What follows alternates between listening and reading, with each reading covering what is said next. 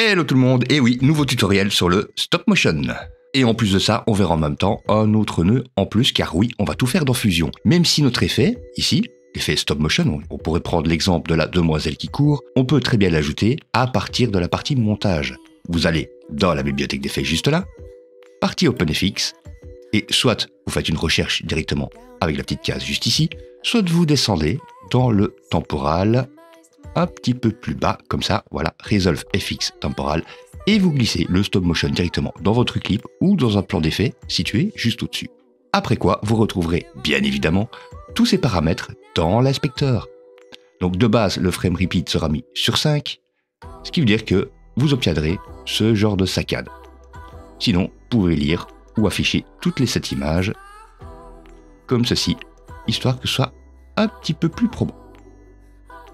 Effet que vous pouvez aussi retrouver dans la partie Cut, dans les effets, Resolve FX temporal, Stop Motion, et aussi dans la partie Color, dans les effets, et vous descendez, bien évidemment, jusqu'à la partie temporale. Nous, on va l'utiliser dans Fusion. Alors pour ça, je vais dans ma bibliothèque d'effets, dans les effets, j'attrape une composition Fusion que je glisse dans ma timeline, je décide de sa durée, je la sélectionne, et go dans Fusion. Ici, on se retrouve avec notre Media Out, et comme vous le voyez, dans mon Media Pool, juste là, j'ai déjà importé des petites lettres. Lettres que vous pourrez bien évidemment créer vous-même à l'aide de ce site. Je vous mettrai bien évidemment les liens en description. Ce site, c'est typo.polona.pl. Et le gros avantage qu'on a avec lui, c'est qu'on peut directement créer nos typographies. Par exemple, ici, je pourrais écrire « Bonjour », et comme vous le voyez, j'ai encore 28 caractères de libre, donc vous pourriez mettre littéralement tout l'alphabet, et vous cliquez juste ici sur Create Your Typo. Et voilà. Si vous n'êtes pas content, vous pouvez répéter encore l'action pour essayer d'obtenir quelque chose que vous désirez, ou encore mieux, vous cliquez sur la lettre que vous désirez changer, et vous ne changez que celle-là. Encore mieux, vous pouvez aller dans les paramètres juste là, et choisir une période de lettrage, et peut-être même une catégorie. Disons ici, les posters, pour obtenir quelque chose comme cela. Et lorsque vous êtes content de votre choix, ce que je vous conseille moi, c'est de faire un clic droit sur chacune des lettres et d'enregistrer l'image sous. Une fois que ce sera fait, vous les apportez dans votre bibliothèque de médias et on pourra commencer notre effet. Donc pour ceux qui ne savaient pas, le Media Pool, vous l'ouvrez, clic droit, New Bin, ce bin, vous le renommez comme vous voulez, et à l'intérieur, vous faites un clic droit, importer médias, et vous allez les rechercher là où vous les aviez téléchargés. Ici, on va commencer avec une première, donc on va attraper le S, et on va d'abord s'occuper de lui et lui donner une petite animation. Donc nous avons un S basique juste là. Ici, je vais un petit peu réduire pour avoir un meilleur visuel. Et directement, je vais lui ajouter un transform. Et à ce transform, on va lui mettre des petites animations. Donc ici, je vais peut-être réduire, en mettant la touche CTRL et la molette de la souris, le visuel. Notre transform, on le sélectionne.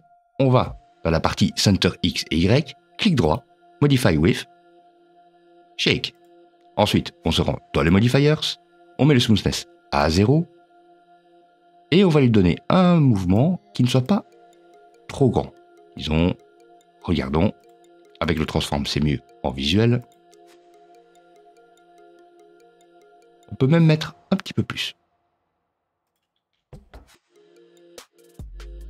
Voilà qui me semble bien. Ensuite, on peut rajouter des mouvements comme ça à d'autres paramètres, comme la taille par exemple. Modifier avec Shake. On se rend dans les modifiers. On met le smoothness à 0. Et on va faire en sorte que la taille ne se modifie pas trop fort. Peut-être en le mettant, disons, de 0,95 à 1,05. Ce qui est pas si mal. Et on va faire les foufous en rajoutant un petit peu plus d'effets, en mettant encore un shake, mais sur l'angle cette fois. Donc, clic droit, modifier avec, shake, modifiers. Je vais réduire le smoothness ou peut-être le mettre juste un petit peu comme ceci. Et on va voir dans les angles, ici on pourrait peut-être le faire aller de -15 à +15. Ce qui nous donne ceci comme mouvement. Ce qui est pas si mal. Il nous reste maintenant à leur accorder un merge pour avoir un visuel en sortie. Alors on va pas utiliser un merge habituel, parce qu'on va devoir en utiliser beaucoup sinon, car il y a pas mal de lettres.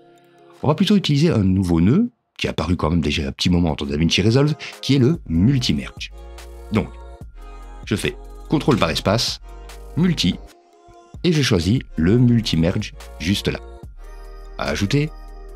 Et avant de raccorder ma lettre S au multi-merge, je vais d'abord y ajouter un background, car le premier nœud qu'on va toujours connecter au multi-merge sera considéré comme un fond. Donc, je vais attraper un background juste là, le connecter, et vous allez voir que directement, il va se connecter à l'onglet jaune. Voilà. Ce qui nous donne ceci. Un fond qui est noir, et on va plutôt le mettre avec sa couche alpha à 0 pour que ça reste transparent. Et maintenant, on peut connecter notre lettre. Alors, si vous mettez le multi-merge en visuel, vous remarquez que l'inspecteur est un tout petit peu différent car nous avons une layer list. Donc ici, on transforme un layer 1, on va dire entre guillemets, nous avons notre S. Alors, si je rajoute un T juste après, le T brun juste là, je ne vais pas rajouter un transform et refaire toutes les manipulations que j'ai fait sur mon premier.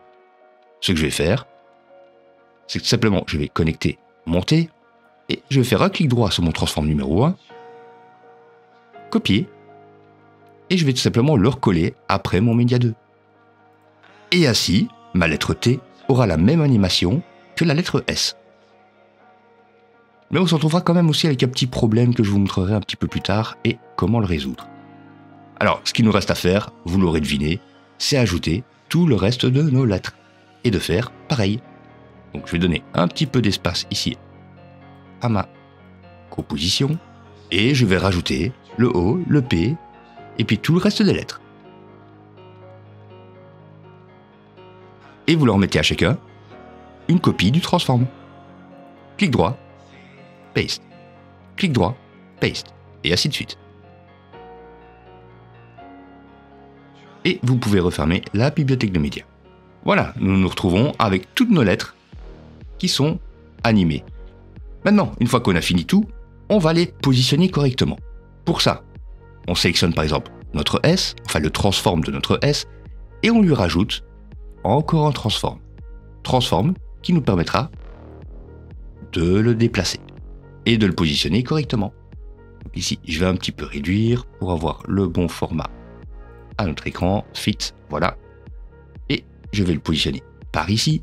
Ensuite, je vais faire pareil pour le T, et ainsi de suite. Sélectionne le transform, j'en rajoute un, et avec le center X, je le déplace. Et ainsi de suite.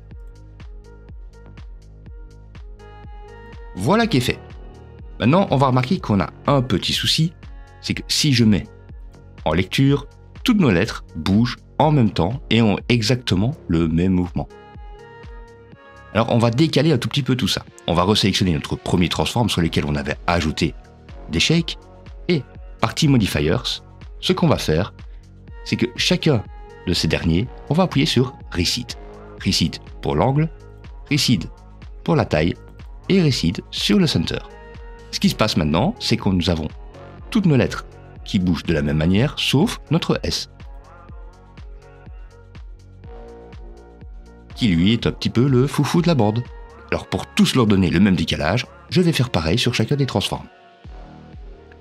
Reseed, Reseed et Reseed. Et ainsi de suite sur tous les premiers transforms avec les modifiers. Et encore une tâche de fait. Bon, ce que l'on peut faire maintenant, c'est peut-être leur donner des mouvements et les faire apparaître. Car nous avons ceci comme résultat. On va décider un moment auquel notre texte sera complet. Donc on va faire bouger nos lettres et les faire sortir du champ de vision. Donc on va dire peut-être au bout de 30 secondes, notre mot sera complet. Alors vous avez le choix. Vous pouvez placer en premier le N, puis le O, puis le I, ou écrire normalement et les faire apparaître les unes après les autres. C'est peut-être ce qu'on va essayer de faire là, maintenant. Donc à la 25e image, je vais essayer d'avoir le S à sa bonne position. Donc je sélectionne mon transform numéro 2 sur lequel je n'ai pas mis de points clés ou de modifiers du moins sur le center. Ici à la 25e, il sera bien là. Et à l'image numéro 0, je vais l'attraper, c'est plus simple. Il sera par ici, ce qui nous donne un petit mouvement pour qu'à la 25e image, il soit à la bonne position. Alors on peut bien évidemment faire apparaître toutes les autres lettres, pile un petit peu après, comme à la 30e image, s'occuper du T, et à la 35e, s'occuper du O, et ainsi de suite. Donc ici, je me place image numéro 30, je sélectionne le transform de la lettre numéro T qui nous a permis de le positionner, je mets un point-clé, et à l'image numéro 0, je le déplace un petit peu ailleurs, pour que le S arrive en premier, suivi du T, et je vais faire maintenant la même chose avec le reste des lettres.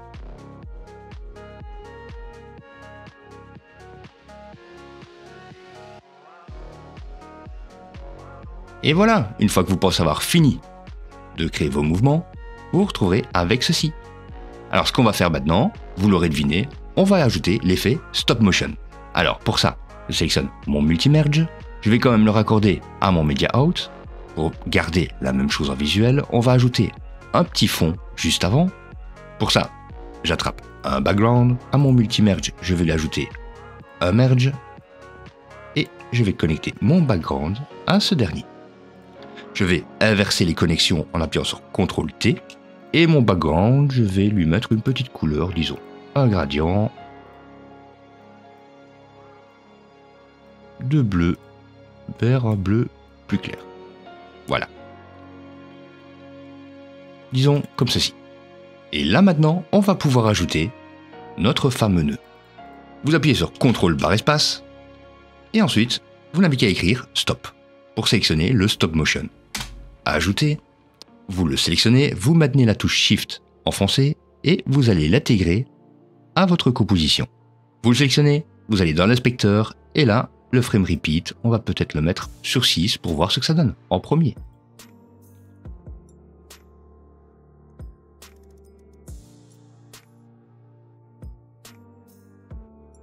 Plutôt cool, non?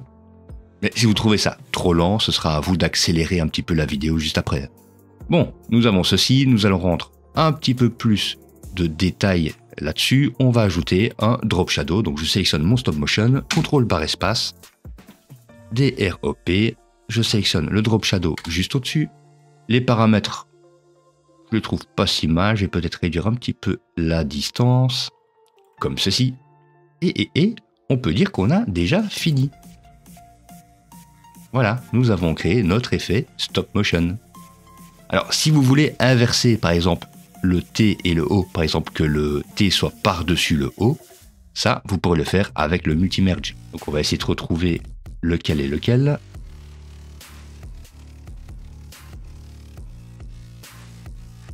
mon avis, ça devait être le deuxième ou le... Donc, ça sera à vous peut-être de les déplacer pour essayer de trouver lequel est... Ah ben voilà, c'était celui-là. Donc ici, maintenant, on a le T qui est par-dessus le O et pas l'inverse. Ce qui permet d'ailleurs de faire matcher la petite bordure juste là.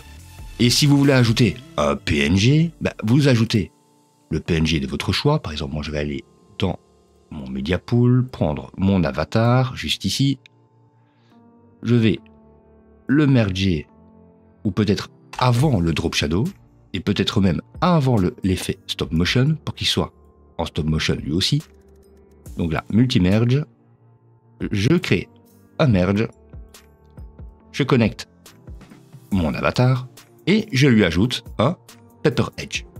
CTRL barre espace, Pepper, et si vous ne le retrouvez pas, c'est pas un gros problème, il suffit d'aller dans la bibliothèque.